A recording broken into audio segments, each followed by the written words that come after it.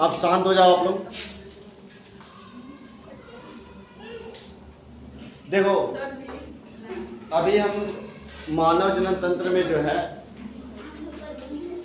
क्या पढ़ लिए थे। मानव जनन तंत्र में हमने देख लिया था, मानव जनन तंत्र में क्या क्या हम लोग देख लिया है। पहला आपको बताया गया था कि मानव जनन तंत्र जो है दो तरह से, एक नर जनन तंत्र होता है और दूसरा क्या होता है, मादा जनन तंत्र होता है। नर जनन तंत्र के बारे में हमने पूरी विधिवत अध्ययन कर लिया, मादा जनन तंत्र के बारे में भी हमने क्या कर लिया, पूरा विधिवत अध्ययन कर लिया।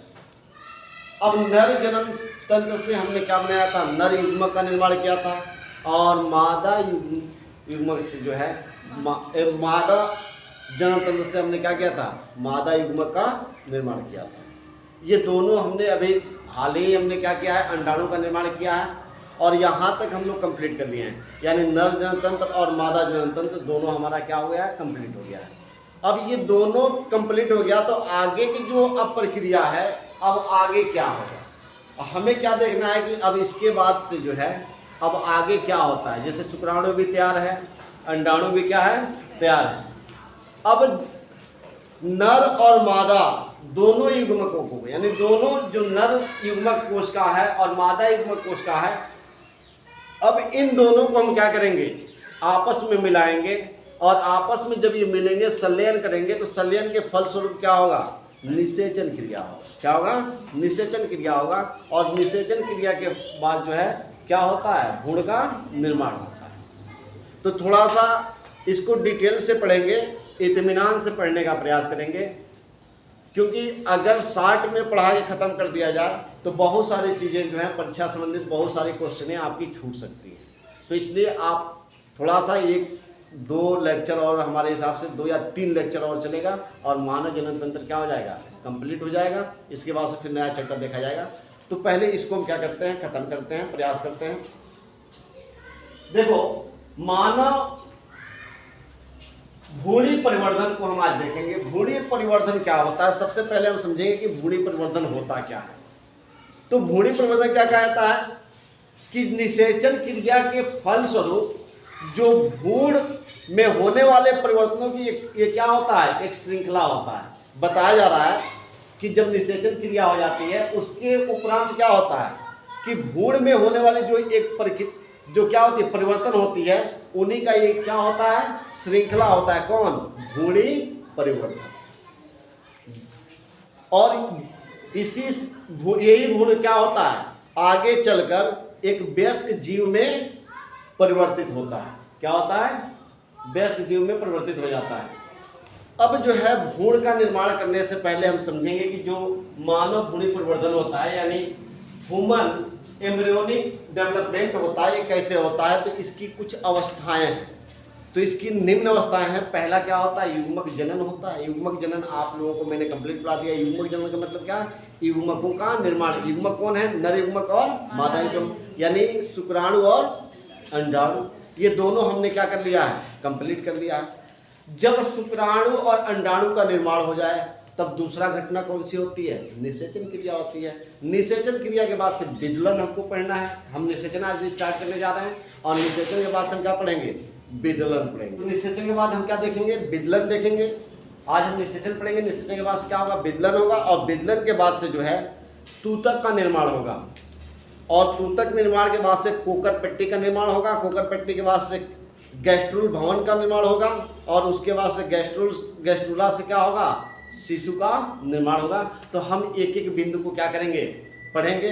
हमने जिसमें से एक बिंदु पूरा कंप्लीट कर लिया है, युग्मक जनन। युग्मक जनन हमने स्पर्म और ओवम को बना लिया है। आज हम निषेचन देखेंगे। पहले समझेंगे निषेचन क्या होता है।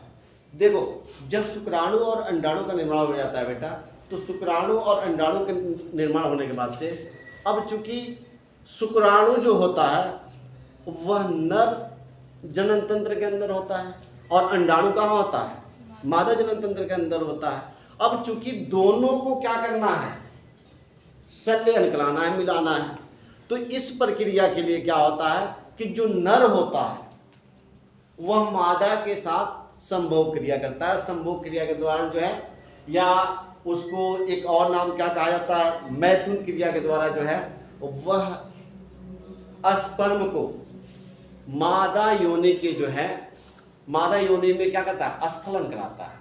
और स्खलन कराने के फलस्वरूप मादा योनि के अंदर क्या होती है, कुछ रासायनिक क्रियाएं होती हैं जिनके अंदर आकर्षण केंद्र होता है, और उस माध्यम से शुक्राणु क्या होता है, तेजी से गति करते हुए कहाँ पहुंचता है, मादा गर्भाशय में पहुंचता है। और मादा गर्भाशय से पहुंचकर कहाँ पहुंच जाता है, वो फैलोपियन ट्यूब तक पहुंचता है। क्योंकि इस प्रक्रिया में जो है, इसको कंप्लीट हम समझेंगे तो हम स्टार्ट करते हैं सबसे पहले निषेचन। निषेचन क्या होता है, यानी फर्टिलाइजेशन क्रिया किसे कहते हैं।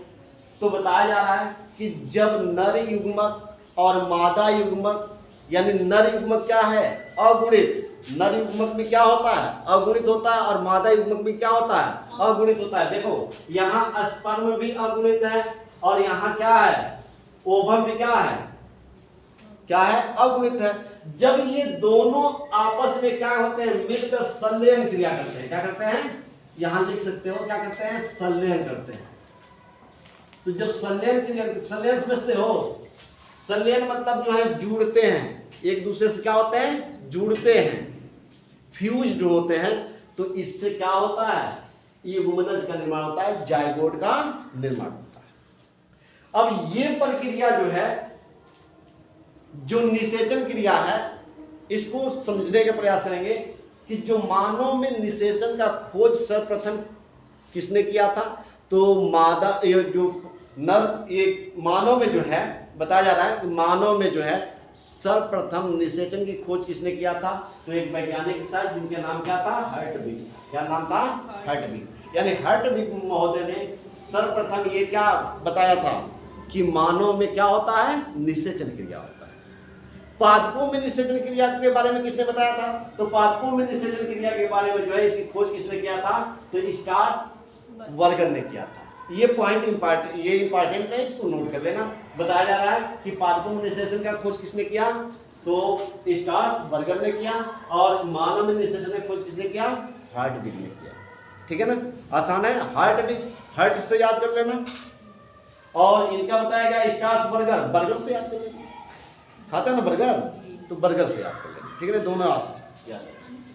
अब निषेचन की अवस्थाएं क्या होती हैं, समझेंगे कि निषेचन की कौन कौन सी अवस्थाएं होती हैं। तो निषेचन की निम्न अवस्थाएं होती हैं, यानी निषेचन क्रिया निम्न अवस्थाओं से गुजरता है।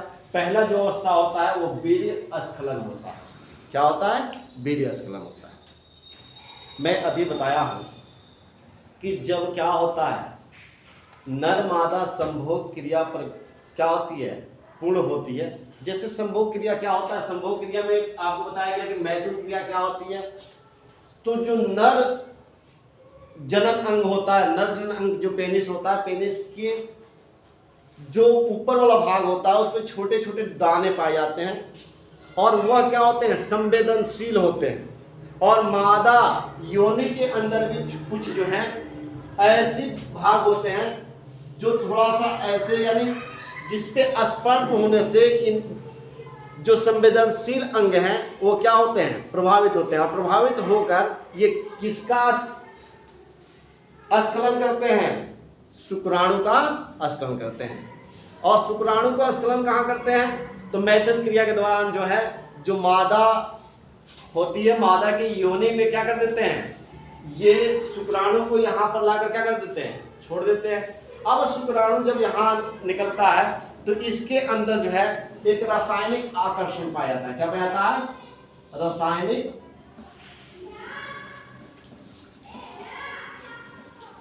आकर्षण। और रासायनिक आकर्षण को पाकर ये खींचते हुए कहां चले जाते हैं, अंदर प्रवेश कर जाते हैं। अब एक चीज समझना बेटा, एक बार जब जो है पुरुष जब मैथुन क्रिया के द्वारा स्खलन करता है शुक्राणु का, तो लगभग जो है 3 से लेकर और 5 ml शुक्राणु का क्या करता है, स्खलन करता है। और 3 से 5 ml जो है, जो उसका वीर्य होता है, क्या होता है, वीर्य होता है। यानी स्खलन में क्या निकलता है, वीर्य निकलता है। मैंने बताया था वीर्य क्या होता है, मैं पिछले लेक्चर में बता दिया ब्रे क्या होता है। तो ये जो ब्रे निकालता है, उस ब्रे के अंदर कितने शुक्राणु होते हैं? तो लगभग 30 करोड़ से लेकर 40 करोड़ क्या होते हैं? शुक्राणु होते हैं। यानी एक बार जो है जब पुरुष क्या करता है, अस्खलित होता है, तो उस समय जो है योनि के अंदर एक विस्फोट सा होता है, किसका? शुक्राणुओं का। और ये शुक्राणु बहुत तेजी से क्या होते हैं? आगे की तरफ बढ़ते हैं और ये अंडाणु के पास पहुंचते हैं। अब अंडाणु के पास पहुंचने से पहले क्या होता है कि इसमें से अधिकांश जो होते हैं, अधिकांश शुक्राणु क्या हो जाते हैं? नष्ट हो जाते हैं। अधिकांश शुक्राणु क्या हो जाते हैं? नष्ट हो जाते हैं। अब अधिकांश शुक्राणुओं के नष्ट होने का कारण क्या है? तो जब हम इसके नष्ट होने के कारण को समझेंगे तो सबसे पहले जो है, जो मादा होती है, मादा का जो योनि होता है, योनि दो तरह से कार्य करती है। एक तो योनि के अंदर क्या होती है? अम्लीय वातावरण पाई जाती है। योनि के अंदर क्या पाई जाती है? अम्लीय वातावरण पाई जाती है। और अम्ल क्या करता है? छोटे जीवों को मारकर नष्ट कर देता है। तो ये मैक्सिमम जीवाणुओं को क्या कर देता है? मैक्सिमम शुक्राणुओं को क्या कर देता है? इसके यहां आगे बढ़ने ही नहीं देता है, इधर ही इनको मारकर क्या कर देता है? समाप्त कर देता है। और संयोग से जो बच जाते हैं उसमें क्या होता है? अब चूंकि 30 से कितने करोड़ हैं? 40 करोड़ के आसपास हैं। अब इनमें से जो बच जाते हैं, तो ये जो गर्भाशय की दीवार होती है, इन गर्भाशय की दीवारों पर क्या होता है? WBC पाए जाते हैं। और WBC भी क्या करता है? वह बाहरी जीवाणुओं को या कीटाणुओं को मारकर नष्ट कर देता है, उनको खत्म कर देता है। WBC भी वही काम करता है। तो ये अब जो यहाँ पर पहले तो अम्ल ने खत्म किया, किसने खत्म किया? एसिड ने खत्म किया। और एसिड के बाद कौन जो बच गया उसको किसने खत्म कर दिया? WBC ने खत्म कर दिया। तो लगभग जो है, अब मान के चलो 99% से ऊपर, 99 पॉइंट समझ जाओ कि 99 के आसपास ये शुक्राणुओं को ये क्या कर देते हैं? ये दोनों मिलकर नष्ट कर देते हैं। अब पॉइंट जो है 1 बचा, जिसमें पॉइंट 1 में जो है लगभग 100 से कितना? 100 से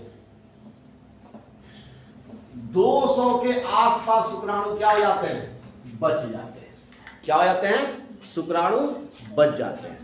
तो पहला पॉइंट आपने देखा कि वीर्य का स्खलन, और स्खलन के बाद से आपने देख लिया कि अधिकतम शुक्राणु इसमें क्या हो रहे हैं? नष्ट हो रहे हैं। अब क्या बताया गया कि अब इसमें से 100 से 200 शुक्राणु ही बच पाते हैं, जो कहां तक पहुंचते हैं? ये आगे तक पहुंचते हैं। अब ये आगे 100 से 200 पहुंचेंगे। अब मान लो कि अंडक यहाँ पे है, ये जो है द्वितीयक अंडक यहाँ पर आया हुआ है। ये द्वितीयक अंडक है कहाँ? ये चुंबकीय क्षेत्र में। अब इसमें से ये निकल रहे हैं कितने? बाकी तो मारे गए, और कितने बच गए? 100 से 200 बच गए। अब ये 100 से 200 क्या होंगे?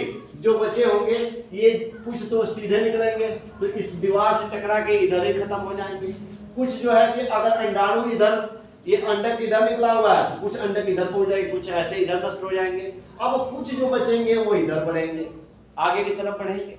और इसमें भी जो बहुत फास्ट पहुंचेगा, जो पहले नंबर में पहुंचेगा, वही क्या कर पाएगा? अंड को निषेचित कर पाएगा। तो पहला आपने देखा।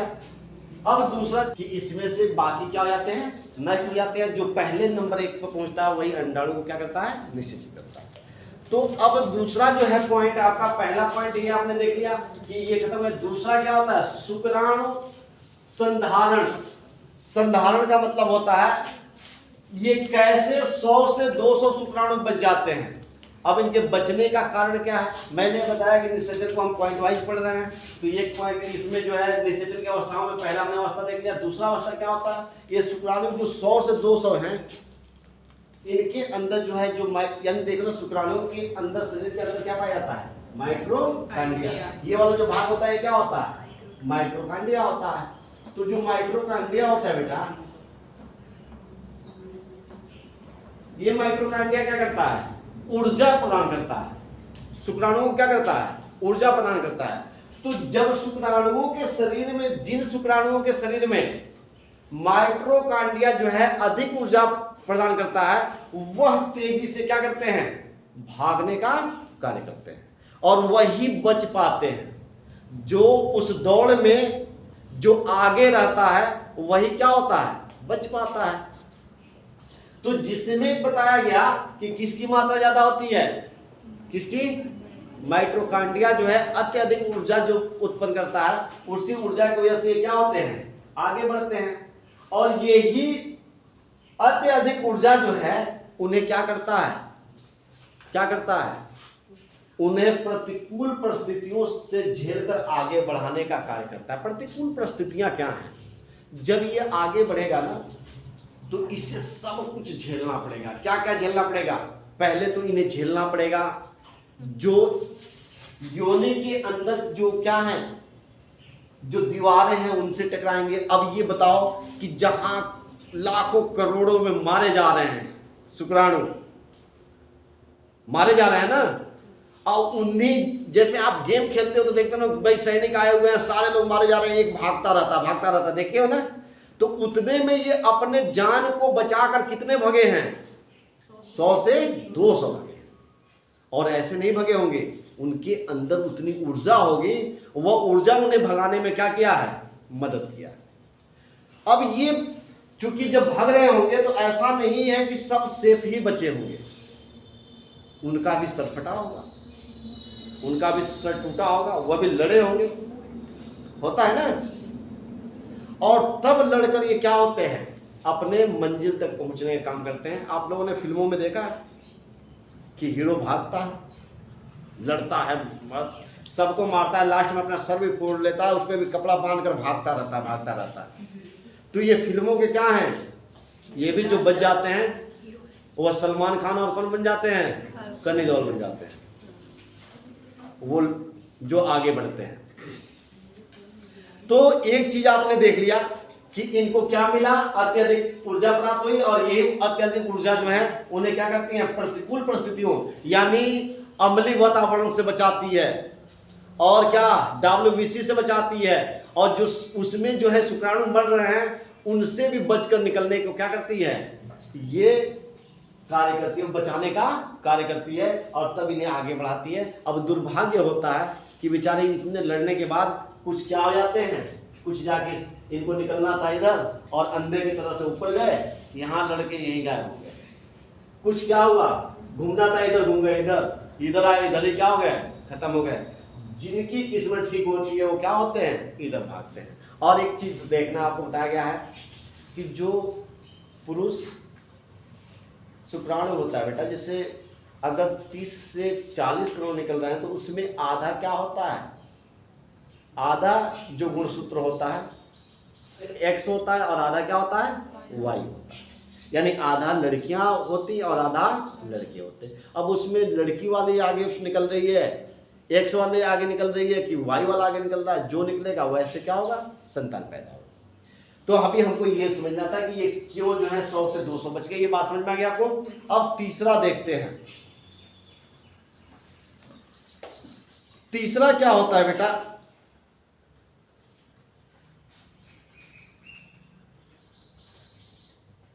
तीसरा है शुक्राणु भेदन।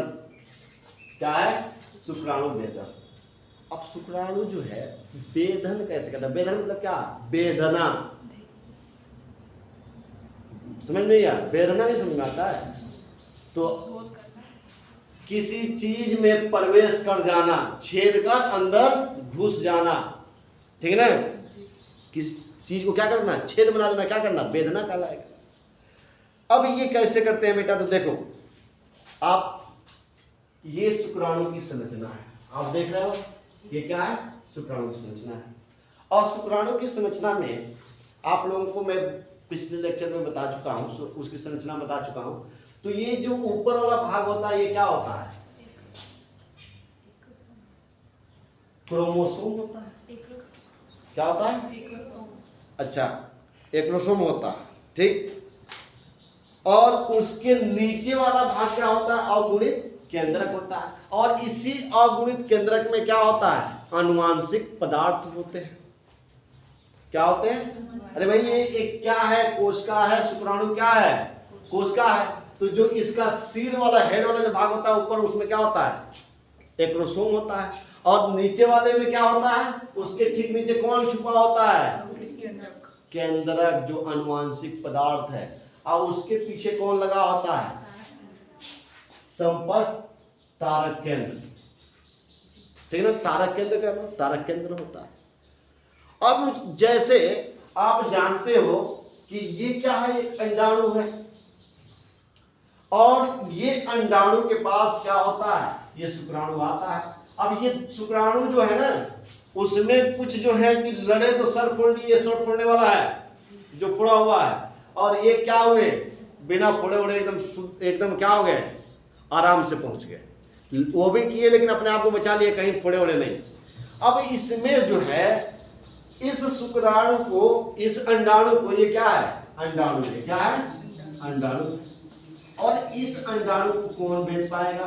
तो इसको भेदने के लिए जो है, जिसका सर फूटा हुआ है, जिसका सर खुला हुआ है, ये जो सर खुला हुआ है, और यहाँ पे जो एक्रोसोम है, ये एक्रोसोम क्या करता है? ये पाचन यानी पाचक एंजाइम होता है। क्या होता है? पाचक एंजाइम होता है। अब जब इसके सामने आएगा, किसके सामने आएगा? शुक्राणु के सामने।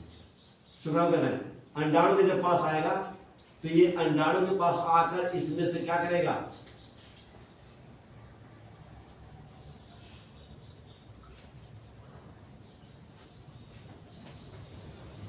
इसके पास आया, और आने के बाद से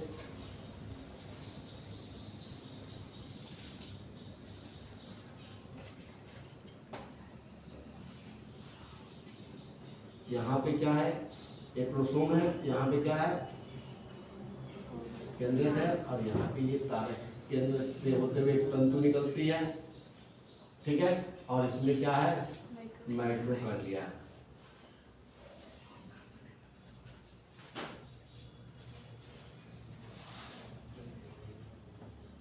ठीक है। अब देखो, ये यहाँ पे आने के बाद से ये एक्रोसोम को क्या करेगी? बाहर निकालेगी। क्या करेगी? इसकी बमबारी करेगी। किसकी बमबारी करेगी? एक्रोसोम को। यहाँ से ये एक्रोसोम निकलेगा, और ये एक्रोसोम निकलेगा तो जो अंडाणु होता है, अंडाणु का एक परत किसका होता है? अंडाणु का एक परत, ये जो ऊपर वाला है, ये किसका होता है? कोरोना रेडिएटर का होता है। तो सबसे पहले ये क्या करेगा? इनका पाचन करेगा, कोरोना रेडिएटर का। उसके नीचे कौन सा है? जोना पेलेटूटा है। अब इनको भी क्या करेगा? जो जहां पे ये पड़ेगा वहां तक का पाचन कर लेगा। तो मान लो ये इनका पाचन कर लिया, अब यहां से यहां तक के भाग को इसने क्या कर लिया? पाचन कर लिया। पाचन कर लिया मतलब क्या कर लिया? खा गया। अब खाकर क्या होगा? ये वाला जो इसका भाग है ना, ये इससे आकर क्या हो जाएगा? जुड़ जाएगा। किससे? जो द्वितीय कंडक, यही ना बीच वाला द्वितीय कंडक है। अब ये वाला भाग इसमें का क्या हो गया? ये तो अपना पूरा खर्च कर दिया, खर्च कर दिया ना। तो आपने क्या देखा? कैसे जुड़ा? यहां से यहां तक आया, और आकर यहां से क्या हो गया? जुड़ गया। जब ये जुड़ेगा तो इससे क्या बनेगा? निषेचन। ये जुड़ने वाले भाग को क्या कहेंगे? निषेचन शंकु कहेंगे। क्या कहेंगे? निषेचन शंकु। अब देखो, निषेचन शंकु आप लोगों को समझ में आ रहा है? निषेचन शंकु क्या होता है? अरे अब यहाँ शंकु मतलब कुप्पी। कुप्पी क्या आकार का हो जाएगा? जो तेल भरने वाला कुप्पी होता है ना, तो उसी तरह से कुप्पी का आकार बन गया है। अब ये यहाँ से केंद्र क्या होगा? निकल के आकर इसमें मिल जाएगा। अभी तो पहले हमको इतना ही जानना है कि ये कैसे क्या करता है? शुक्राणु भेदन। कैसे शुक्राणु भेदन आपने समझ लिया, ठीक है ना? अब देखेंगे चौथा जो है इसका, ये तीसरा था, अब इसका चौथा पॉइंट देखेंगे। क्या देखेंगे? चौथा पॉइंट। चौथा पॉइंट क्या है? डी जो है, इसको हम क्या नाम देते हैं? मनुष्यों में एकल शुक्रणता या बहु शुक्रणता।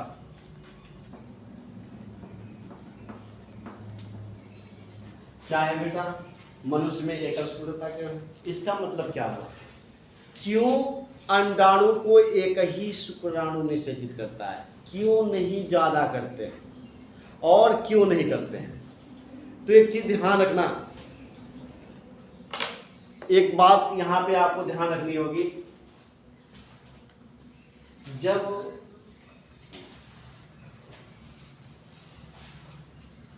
इस अंडाणु का निर्माण होता है, ये जो अंडाणु है ना, तो जब अंडाणु का निर्माण होता है और जब निषेचन के लिए कहाँ आता है, यहाँ पे आता है, और जैसे वहाँ स्पर्म आने का समय होता है उससे पहले जो है ना बेटा, इसके अंदर, किसके अंदर, ये अंडाणु के अंदर एक छोटे छोटे कण का क्या होता है, निर्माण हो जाता है। किसका निर्माण हो जाता है? छोटे छोटे कणों का निर्माण हो जाता है। ऐसे छोटे छोटे कण क्या होते हैं अंडाणु के अंदर, ये अंदर बनते हैं, बाहर नहीं, ठीक है ना, जिन्हें क्या कहा जाता है, बलकुटी कण कहा जाता है। क्या नाम दिया जाता है? बलकुटी कण दिया जाता है। अब इसको जो है, ये जो है क्या नाम बताएगा इसका, बलकुटी कण। क्या नाम बताएगा? बलकुटी कण। अब ये बताओ, अब दिमाग में आपका चल रहा होगा कि सर ये अचानक बलकुटी कण कहाँ से आ गया, है ना, भाई एक सवाल पैदा होने, कहाँ से अपने मन से कैसे बना दिया? तो आप एक बार बताओ, चाहे अंडाणु हो और चाहे शुक्राणु हो, दोनों क्या है, कोशिका है। क्या है?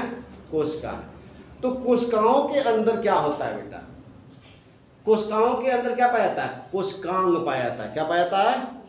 कोशिकांग के बारे में पढ़े हो आप लोग? अगर नहीं पढ़े हो तो एक मेरा 9th का क्लासेज है, कोशिकांग एक चैप्टर में पढ़ाया, वो कोशिका में कोशिकांग में पढ़ाया हूँ, उसे एक बार जरूर पढ़ लेना।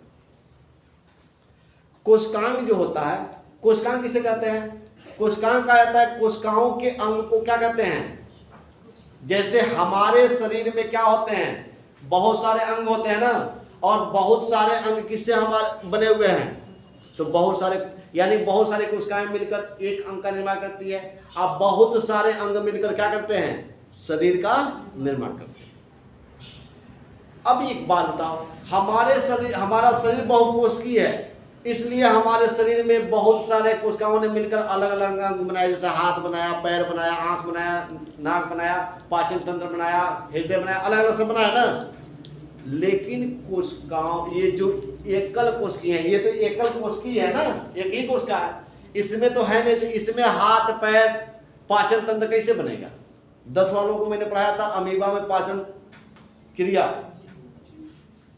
अब उसी में जो है ना, उसमें छोटे छोटे कोशिकांग पाए जाते हैं, और जैसे हमारे शरीर के सारे अंग अलग अलग कार्य करते हैं ना, वैसे कोशिकाओं में जो कोशिकांग होते हैं वो अलग अलग कार्य करते हैं। जैसे माइटोकॉन्ड्रिया भी क्या है, कोशिकांग है। गाल्जी का क्या है, कोशिकांग है। इसके बाद से और अन्य भी है, मैं उतना डिटेल जाऊंगा तो फिर आपको ये नहीं मिल पाऊंगा। तो उसी कोशिकांग में जो गाल्जी काय होता है बेटा, गाल्जी काय की खोज किसने किया था? कैमिलो गाल्जी ने किया था। उन्हीं के नाम पर इनका नाम क्या पड़ा था? गाल्जी काय पड़ा था। तो ये जो गाल्जी काय है, ये गाल्जी काय क्या करता है, ये कुछ कणों को श्रावण करता है। क्या करता है? यानी कुछ कणों को निकालता है, और वही कण आकर यहाँ पर क्या हो जाते हैं, इकट्ठा हो जाते हैं, जिससे बलकुटीय कण कहा जाता है।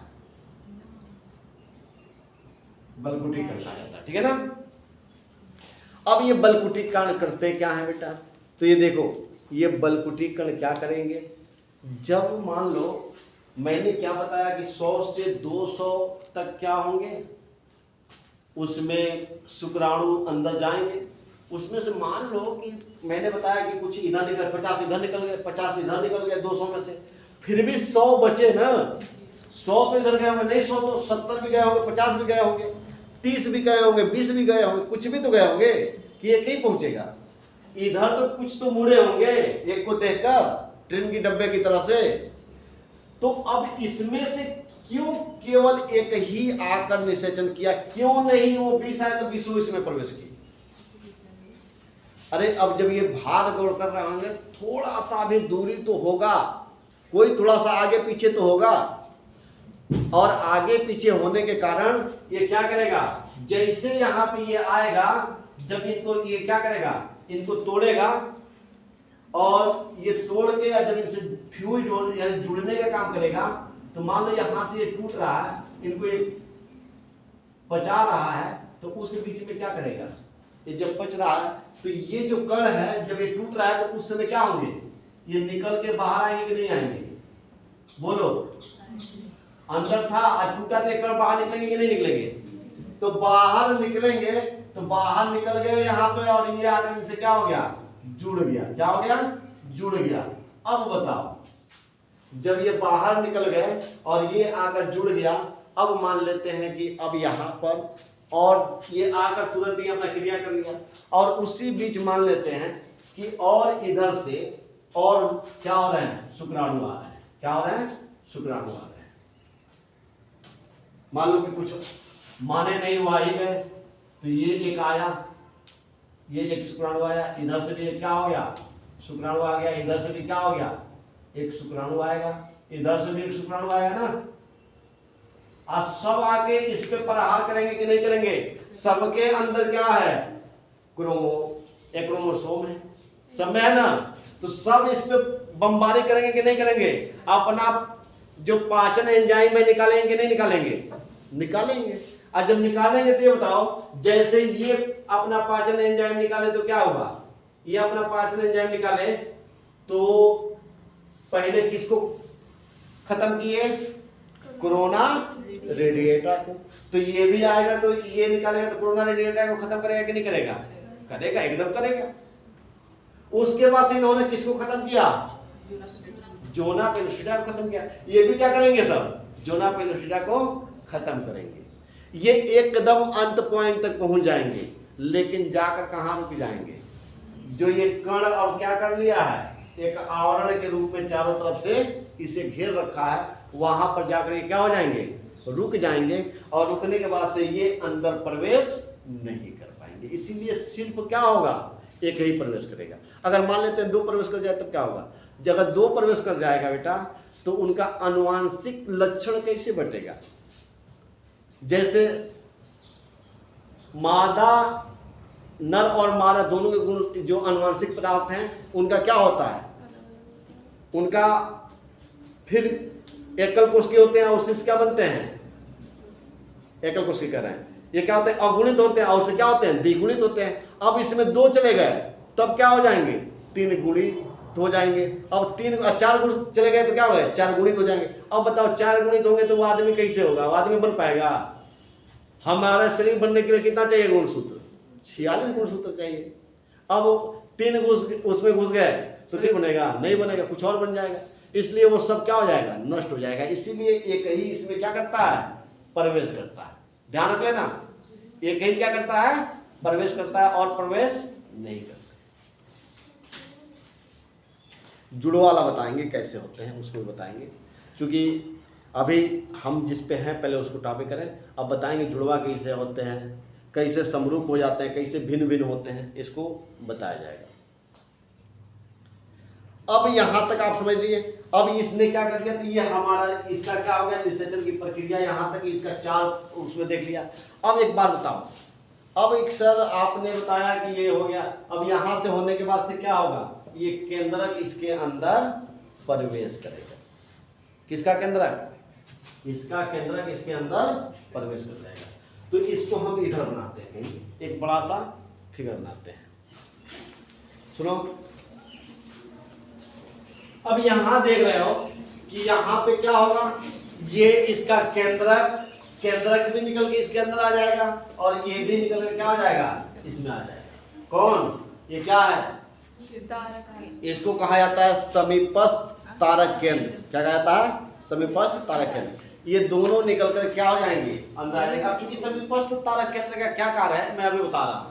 अब क्यों इसमें जाता है समीपस्थ तारक केंद्र, और ये वाला जो कण बन रहा था जिसको बलकुटी कण कहा जा रहा था, इसका जो है दूसरा नाम क्या हो जाता है, एक इसका और नाम बनता है जिस नाम को क्या कहा जाता है, निषेचन झिल्ली। जो ये चारों तरफ से घेरा बना लेता है ना, इसको क्या नाम दिया जाता है, निषेचन झिल्ली कहा जाता है। तो कहीं अगर क्वेश्चन आता है कि निषेचन झिल्ली क्या होता है, तो आप समझ जाना जो उसके अंदर कौन कणों को बना रहा था, गाल्जी का है, जिसका क्या नाम पड़ा, बलकुटी कण। उसी बलकुटी कण का जो एक लेयर बना उसी को हम क्या कहते हैं, निषेचन झिल्ली कहते हैं। ठीक है। अब एक चीज देखो, जब क्या होगा, ये शुक्राणु का केंद्रक इसमें आ गया, ये समीपस्थ तारक केंद्र भी इसमें आ गया, तो संरचना कैसे होगी, तो इसकी संरचना कुछ इस प्रकार से हो जाएगी। कैसे हो जाएगी, इस प्रकार की हो जाएगी। यहाँ पे कौन भी प्रवेश कर गया, तारक केंद्र भी यहाँ क्या कर गया, प्रवेश कर गया। और एक चीज और ध्यान रखना, अब जो है जब ये निषेचन करता है, शुक्राणु जब प्रवेश करता है, तो ये इतना भाग, इतना ही भाग, ये यही दो इसके अंदर आते हैं, बाकी ये वाला भाग टूट कर, यानी जिसमें माइटोकॉन्ड्रिया होती है, जो इसकी पूंछ होती है, ये सब टूट के क्या हो जाते हैं, बाहर आ जाते हैं। केवल यही इसमें जाके धंसता है, और इसमें से कौन कौन प्रवेश कर जाता है, ये केंद्रक और तारक केंद्र, यही दो प्रवेश करते हैं, बाकी सब क्या हो जाता है, बाहर आ जाता है। तो यानी इसका कोशिकांग का भाग में से, कोशिकांग वाले भाग में से केवल क्या आता है, ये भी क्या है, कोशिकांग है। कौन, तारक केंद्र में क्या है, कोशिकांग है। अब जो होता है, इसमें तारक केंद्र क्यों आया, तो इसमें तारक केंद्र क्यों आता है, क्योंकि इसका जो अंडाणु का जो है ना, जैसे कुछ ऐसे जीव होते हैं, जैसे हमारे शरीर में भी कुछ ऐसे कोशिकाएं होती हैं, ध्यान दो, पहले इस बात को समझो, फिर मैं आपको इस बात को बता दूंगा, फिर लिखना आपको। हमारे शरीर की कुछ ऐसी कोशिकाएं हैं जो जन्म से लेकर अब तक विभाजित नहीं हुई है। जैसे सारी कोशिकाओं में विभाजन होता है, लेकिन हमारे शरीर की कुछ कोशिकाएं ऐसी हैं जिसमें जन्म से लेकर आज तक विभाजन नहीं हो पाया है। तो वह जानते हो कौन है, पहला जो होता है WBC होता है। कौन होता है, WBC।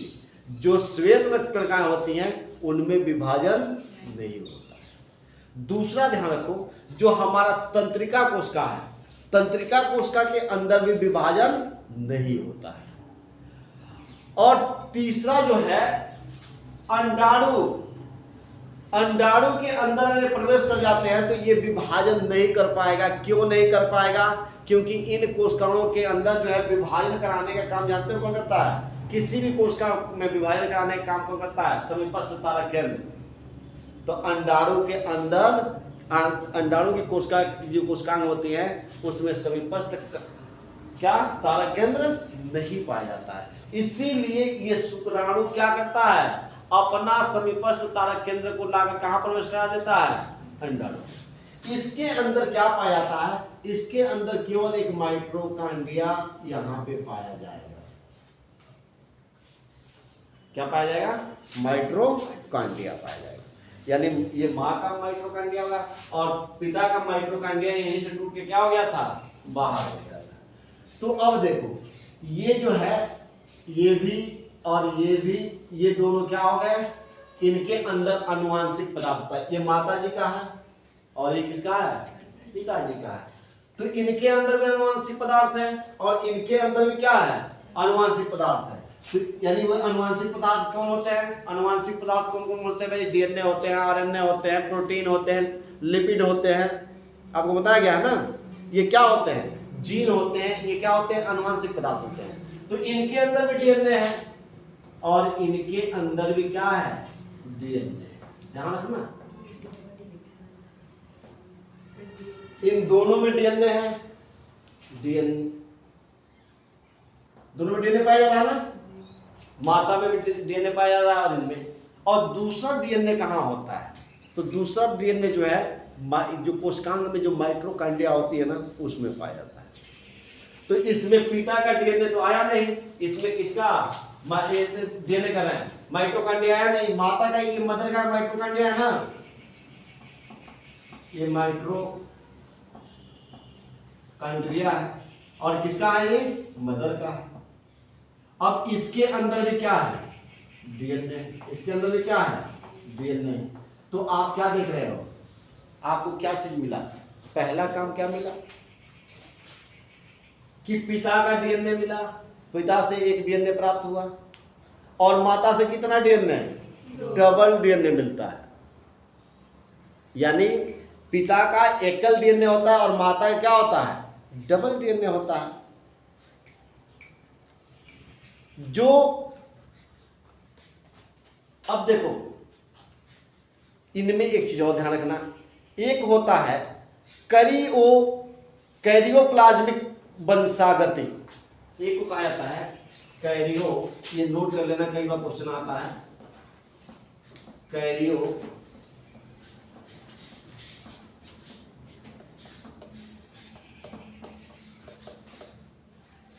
अनुवांशिक,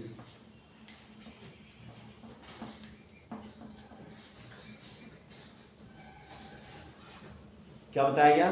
कैरियो प्लाज्मिक अनुवांशिक नहीं, वंशागति लिखना, वंशागति। वंशागति का मतलब क्या है? जो अनुवांशिक पदार्थ होता है वही क्या करता है? एक पीढ़ी से दूसरे पीढ़ी वंशागत को ले जाने का कार्य करता है, वंशागति लिख लो। और एक होता है जिसे कहा जाता है कोशिका द्रव्य वंशागति।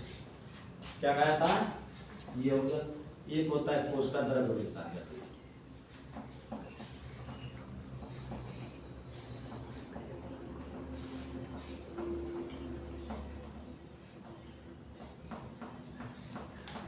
ध्यान दो बेटा, यहाँ पे कैरियोप्लाज्मिक वंशागति का मतलब क्या है? कैरियो किसका है? कैरियोटिक कोशिका। किससे बना है? कैरियोटिक कोशिका। कैरियोटिक कोशिकाएं कौन होती हैं? 11 में अगर आपने पढ़ा होगा या 9th में आपने पढ़ा होगा, तो कैरियोटिक कोशिका कौन होती हैं? जिसके अंदर केंद्रक पाया जाता है, वो क्या होती हैं? कैरियोटिक कोशिकाएं होती हैं। इसमें देखो भाई, जिनमें केंद्रक पाया जा रहा है, तो केंद्रक वाले कोशिकाएं कौन सी हैं? यही दोनों है ना। तो इसमें जो है कैरियोटिक वाले में किसका किसका वो आ रहा है? जो अनुवांशिक पदार्थ आ रहा है, किसका किसका आ रहा है? इसमें किसका किसका जो है वंशागति या कैरियोटिक में समझे, यानी जिसमें केंद्रक वाला जो है डीएनए किसमें किसका किसका आ रहा है? माता और पिता दोनों का आ रहा है ना। माँ का भी आ रहा है और किसका आ रहा है? पिता का भी आ रहा है। दोनों का आ रहा है कि नहीं आ रहा है? अरे देखो, केंद्रक से निकला हुआ एक डीएनए ये है, ये माता का है और ये क्या है? पिता का है। तो माता और पिता का आया कि नहीं आया? अब बताओ, कोशिका द्रव्य वाली जो वंशागति आ रही है वो किससे आ रही है?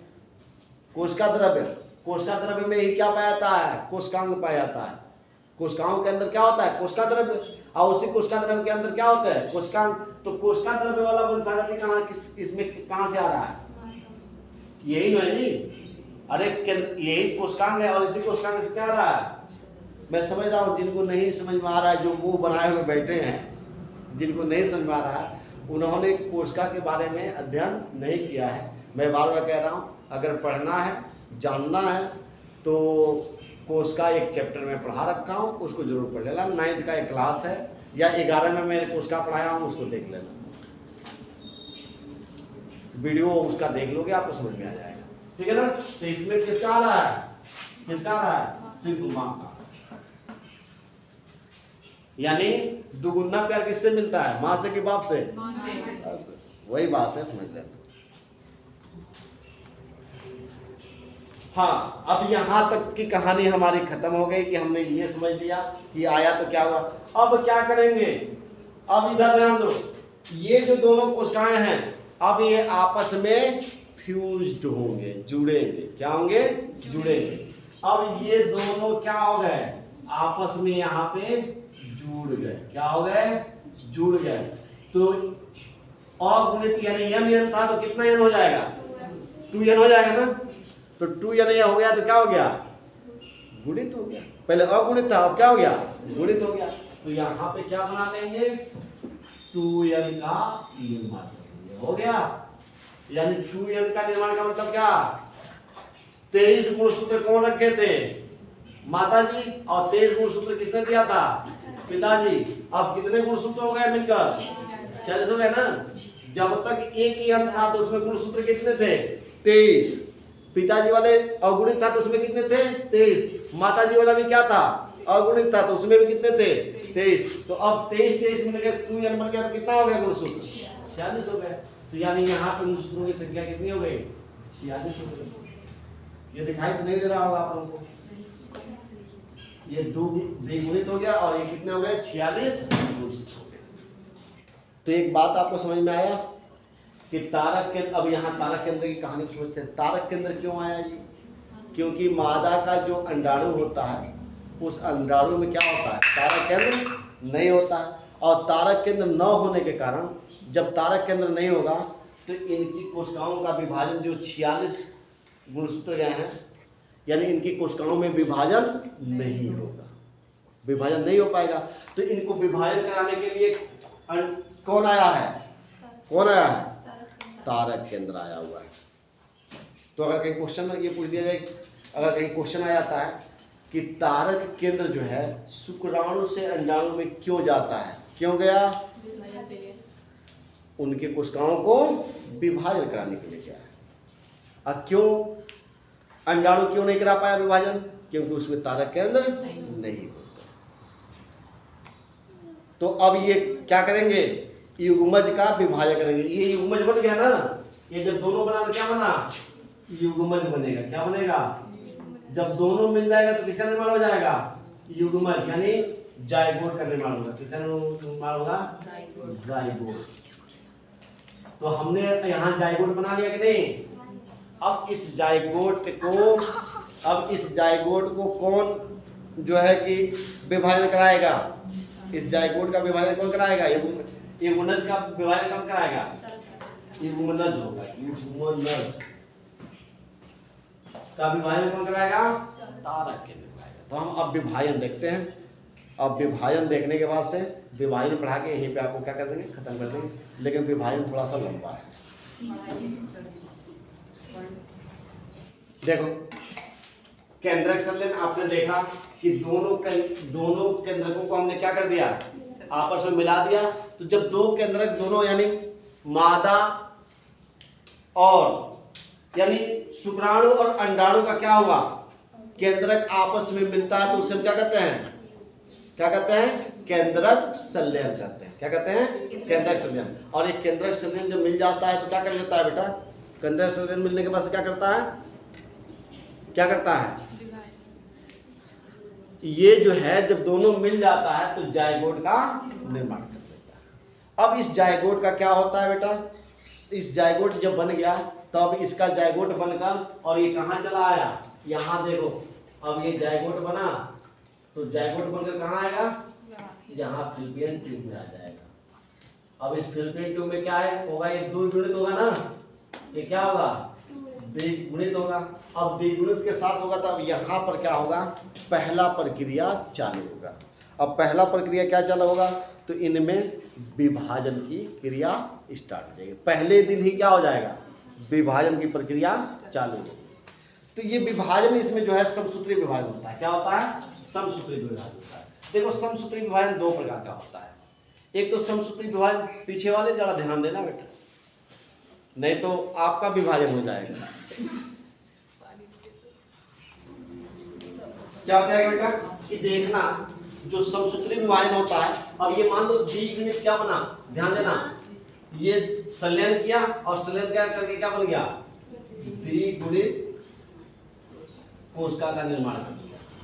अब ये द्विगुणित कोशिका में क्या होगा, दो तरह से विभाजन होगा। अब इसका जब समसूत्री विभाजन होगा तो ये क्या बनेगा, आप जानते हो कि समसूत्री विभाजन में क्या होता है, समान गुणसूत्र एक क्या होता है, एक कोशिका से दूसरे कोशिका में जाता है।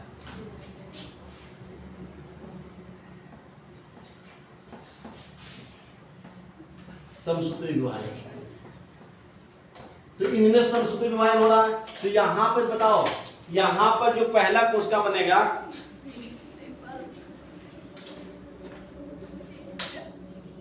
जो पहला कोशिका बनेगा, ध्यान देखो जब, ये ही तो मेन चीज समझनी। ये समझ गए तो आपको ये चैप्टर समझ में आएगा, नहीं समझ पाओगे कि कैसे जो है ना, यही पर प्रक्रिया नहीं होती है। जाइगोट अंदर जाने के से पहले कितनी घटनाएं होती है उसको समझो।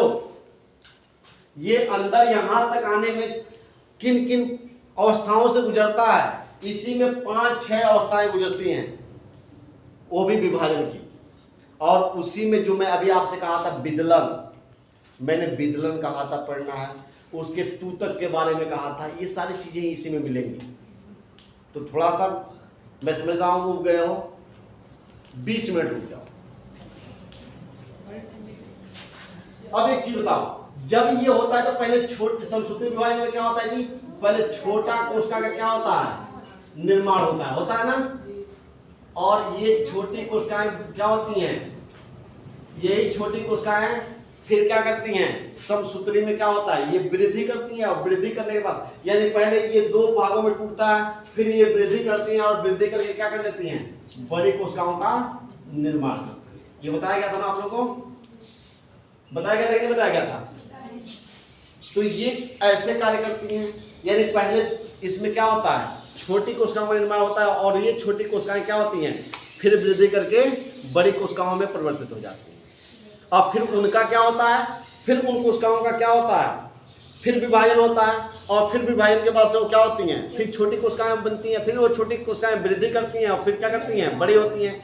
फिर ये प्रक्रिया लगता रहता है, यानी पहले विभाजन करके छोटी कोशिका बनती है, फिर छोटी कोशिका क्या होती है, वृद्धि करती है, वृद्धि करके फिर बड़ी कोशिकाओं में विभाजित होती है। इसी तरह से प्रक्रिया क्या होता है, चलता रहता है।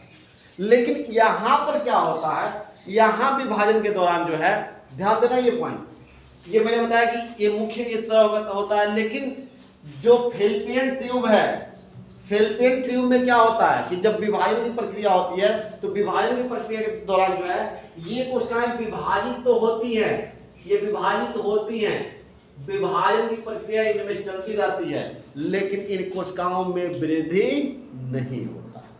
जैसे ये क्या हुआ, यहाँ पर ये कोशिकाएं यहाँ छोटी रही, अब ये बिना वृद्धि किए क्या हो जाएंगी, ये फिर 2 कोशिकाओं में टूट जाएंगी, और फिर ये क्या करेंगे, जितना ही कोशिकाओं में टूटती जाएंगी वो कोशिकाएं उतनी ही छोटी होती चली जाएंगी।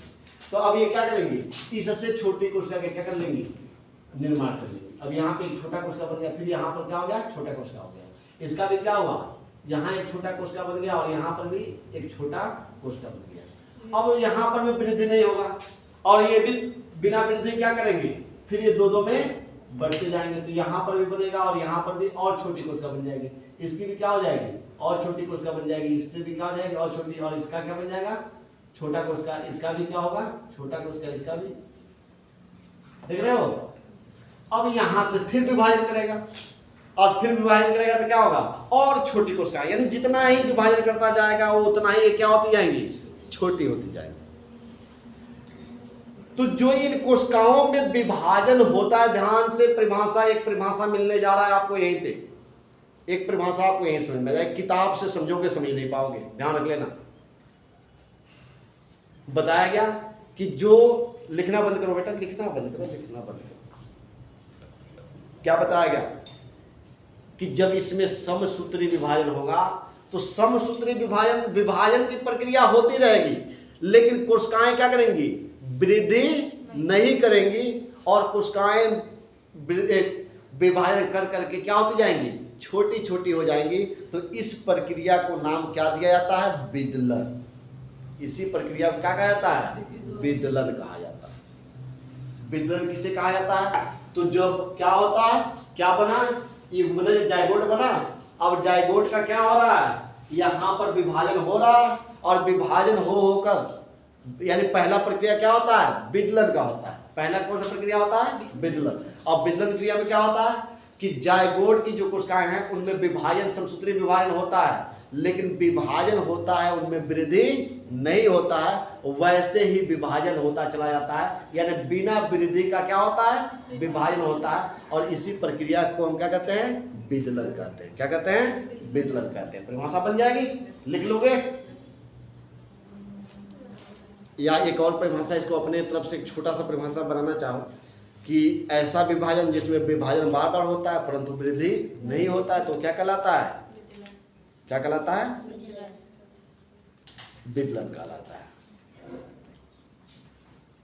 अब जो है एक बात बताओ, इन जो युग्मनज है, युग्मनज में जो है प्रथम विदलन कराने का काम कौन कराता है? ये कौन करा रहा है? तारक केंद्र, समीपस्थ तारक केंद्र करा रहा है। क्योंकि मैं बताया हूं कि अंडाणु में विभाजन कराने का काम कौन करेगा? समीपस्थ तारक केंद्र। तो प्रथम विदलन कराने का काम किसने किया? समीपस्थ तारक केंद्र ने कराया, ठीक है ना।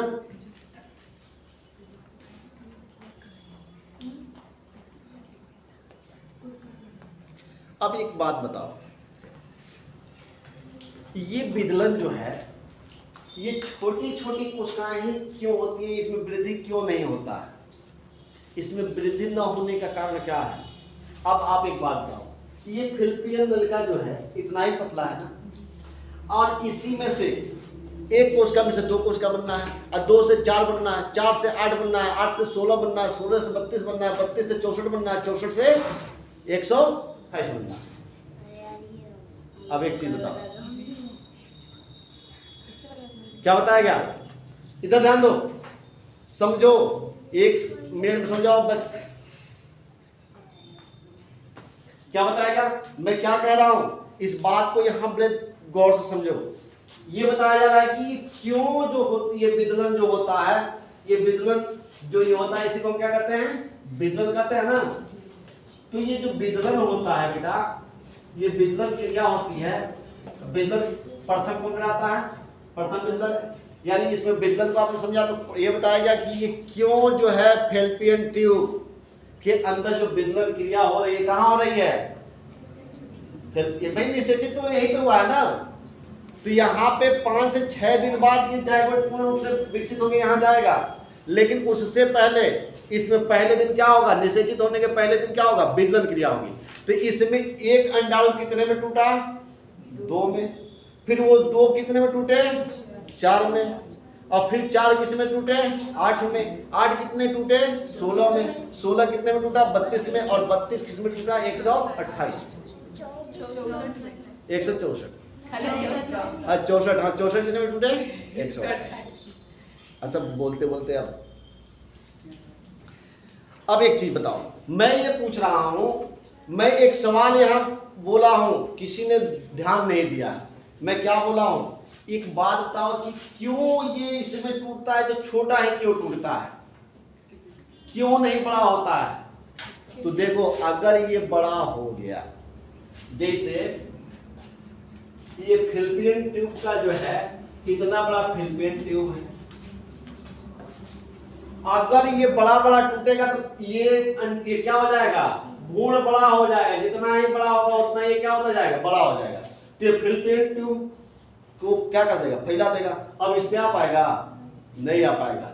इसको क्या करना है? फिलिपियन ट्यूब की नलिका से बड़ा नहीं होना है, उसमें जाके फंसना नहीं है। इसीलिए ये क्या करता है? उनको विदलन क्रिया कराता है। विदलन क्रिया में क्या करता है? उनके कोशिकाओं को छोटे छोटे टुकड़ों में तोड़ता है। तो पहली बार जब तोड़ता है तो इसमें से एक कोशिका कितने भागों में टूटता है? 2 भागों में टूटता है। कितने भागों में टूटता है? 2 भागों में टूटता है। और फिर ये 2 टूटता है, तो ये मान लो यहाँ पे हम बताते हैं, जब दूसरा टूटेगा अब उतना ही बड़े भाग में ये 2 टूटेगा तो क्या होगा? 2 से कितने बन जाएंगे? 2 से कितने बन जाएंगे? 4। और उतना ही बड़ा में फिर क्या टूटेगा? 2 से अब 4 से कितने में टूट जाएंगे? 8 में टूटेंगे।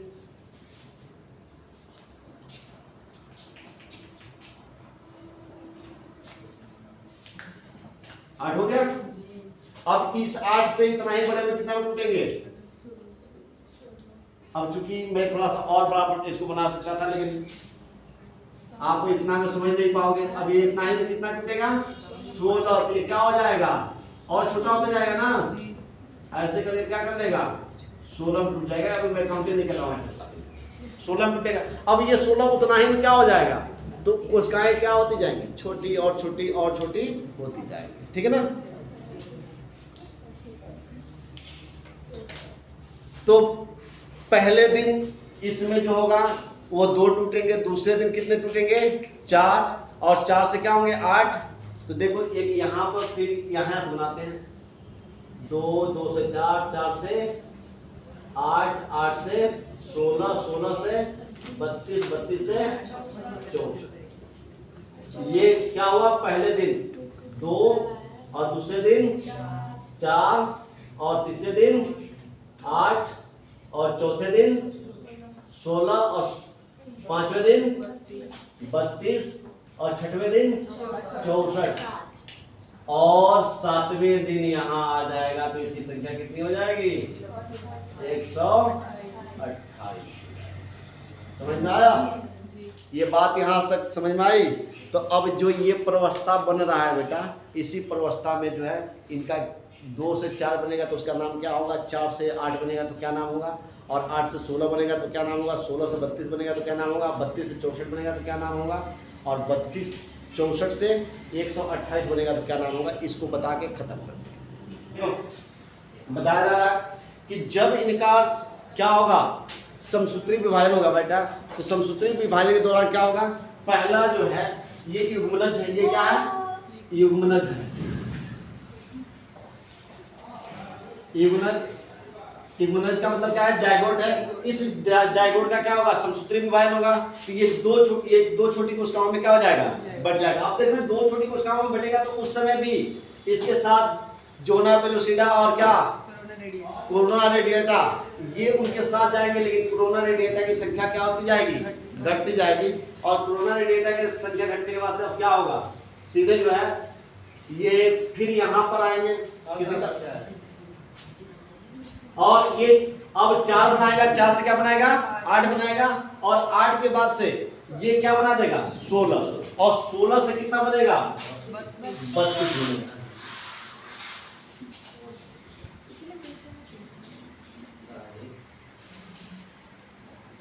अब चूंकि इसके ऊपर वो सारी चीजें रहेंगी, क्या रहेंगी?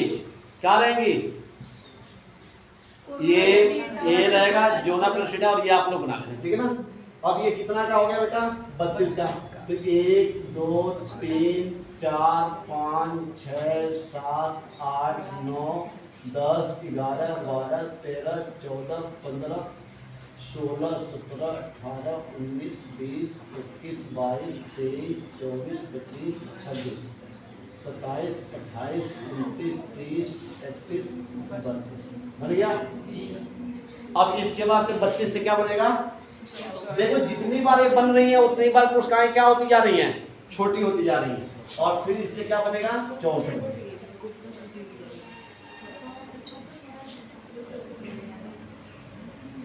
जब 64 बनेगा तो इसकी कोशिकाएं क्या हो जाएंगी? और छोटी।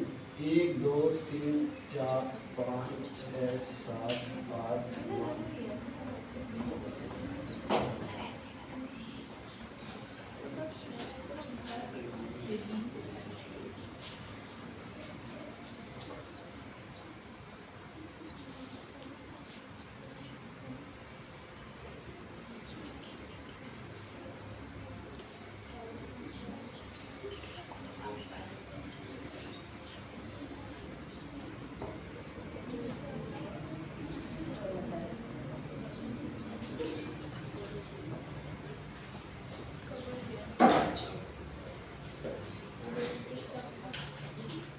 देखो जब ये 64 वाले में पहुंचेगा तो ये बहुत छोटे हो जाएंगे और बीच में क्या बन जाएगा?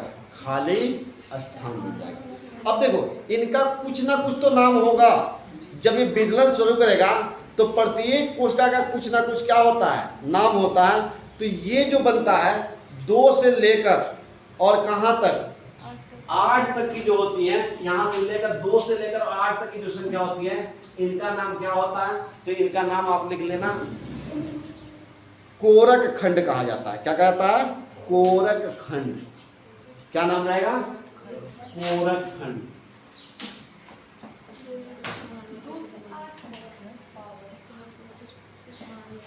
और उसके बाद से क्या होगा?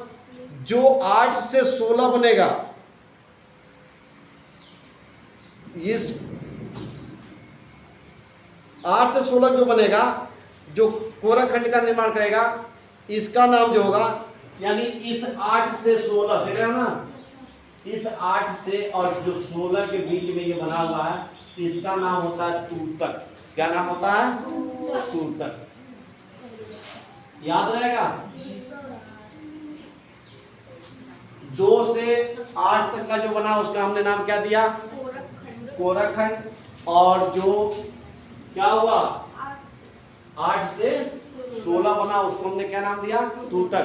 तूतक याद रख लेना, एक गाना आया था तूतक तूतक तूतिया, ठीक है ना, उसी को उसको याद कर लेना। इसको अंग्रेजी में क्या कहता है? मोरूला कहा जाता है। क्या कहता है तूतक को?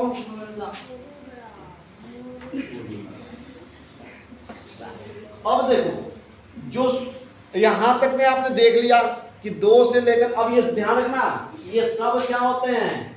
द्विकेंद्रित होते हैं, ये सब 2n होते हैं। क्या होते हैं? 2n। आप अपने कलम से लिख लेना 2n, इसमें बना लेना। अब जो है 16वें वाले को क्या नाम दिया गया? 8 से जो 16 के बीच में बना इसको क्या तूतक नाम दिया गया। अब जो 16 से जो 32 बना इसका नाम होता है ब्लास्टूला। क्या कहा जाता है? इसको ब्लास्टूला कहा जाता है। मैं आप लोगों को शुरू में नाम ये सब बताया था। ये 16 यानी ये कितना वाला है? 2 और ये कितना वाला है? 4। ये कितने वाला है? ये 4, ये 2 वाला है। ये क्या है? 2 और ये क्या है? 4। इसके बाद से 8, इसके बाद से क्या बना है? 16, इसके बाद से 32। 16 वाले को तूतक कहा गया, 32 वाले को ब्लास्टूला कहा गया, और 64 वाले को क्या नाम दिया गया? क्या नाम दिया गया? लास्ट वाला जो बनेगा इसका नाम होता है कोकर पुट्टी। क्या नाम होता है? कोकर पुट्टी।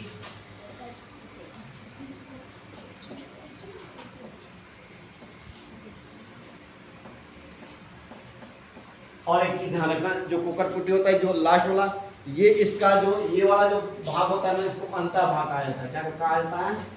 अंतः भाग कहा जाता है। इसके लास्ट वाला जो ये छोटी छोटी कोशिकाएं बन रही थी इनका नाम होता है पोषकोरक। क्या कहता है? पोषकोरक।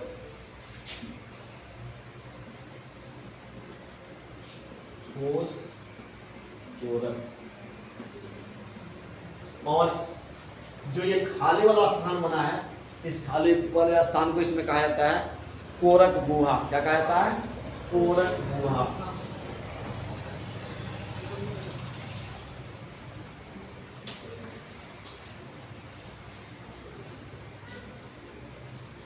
अब ये ही कोरक गुहा जो है आगे जाएगी तो ये क्या होती है? गर्भाशय भित्ति से जुड़ती है। और एक चीज ध्यान रखना, यहाँ तक आते आते ये यहाँ सब में था, अब धीरे धीरे इनकी क्या हो रही थी? ये क्या था? इसको मैं 60 में ऐसे समझा देना। ये क्या था? इसका नहीं समय बन रहा था ना, क्या था? जननकोशिका था। और इनकी संख्या हर जगह क्या हो रही थी? घट रही थी। यहाँ पर भी कम होगा, यहाँ कम होता जाएगा, यहाँ कम होता जाएगा, यहाँ कम होता जाएगा, यहाँ कम होता जाएगा, और यहाँ पर आकर क्या होगा? यहाँ पर भी ये कम होगा, ठीक है ना, और ये और कम हो गया। यहाँ आते आते इसकी संख्या बहुत कम हो जाती है। यहाँ आते आते इसकी संख्या कम हो जाती है, और यहाँ से जब क्या होता है 128 में ये बढ़ता है तो उस समय जाकर वो क्या हो जाता है? एकदम खत्म हो जाता है, ठीक है ना। तो ये चीज ध्यान रख लेना। अब यहाँ पे जो गर्भाशय में मैं बताया था तो पहला क्या बना? ये वाला बना, दूसरा वाला ये बना, यानी कोरक 2 से लेकर 8 तक जो उसमें क्या हो रहे हैं? वो गुणन कर रहा है ना, ये विभाजन कर रहा है। तो विभाजन होकर उसी में ये यहाँ तक पहुँचते हैं। उसके बाद से जब ये 16वें पे जाता है तो उसका नाम क्या हो जाता है? तूतक हो जाता है। और 16 से क्या होता है? ये किस दिन पे होगा? अरे ये पहले दिन हुआ, ये दूसरे दिन हुआ, ये तीसरे दिन, और ये चौथे दिन। ये क्या हुआ? 5वें दिन, ये हुआ 6वें दिन। 6वें दिन क्या होता है? कोरक पुट्टी बन जाता है। और ये ही जाकर 7वें दिन क्या होता है? जब ये किस में बदल जाता है? पूर्ण रूप से भ्रूण में बदल जाता है। तो कहाँ जाके चिपक जाता है? गर्भाशय के दीवार से।